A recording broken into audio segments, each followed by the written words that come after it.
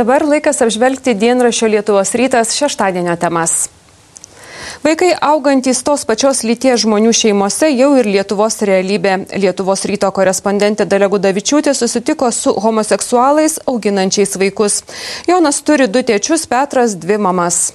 Kita tema.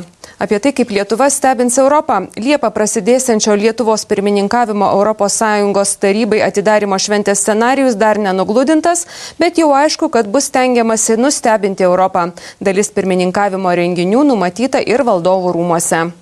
Dienraštyje skaitykite apie tai, kad brangs medus, bitininkai sunerime vėluojantis pavasaris įkalino bites aviliuose, tad jei greitai orai nesušils, medų kopinėti šįmet teks vėliau, jis bus brangesnis.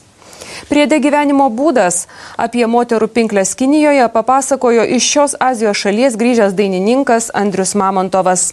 Žurnale TV Antena skaitykite, kodėl Lietuvos ryto televizijos pokalbių laidoje Kitaip su Nomeda liejosi Jurijaus Smorigino ašaros.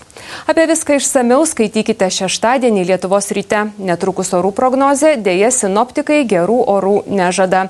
Tad jaukaus vakaro su Lietuvos ryto televizija.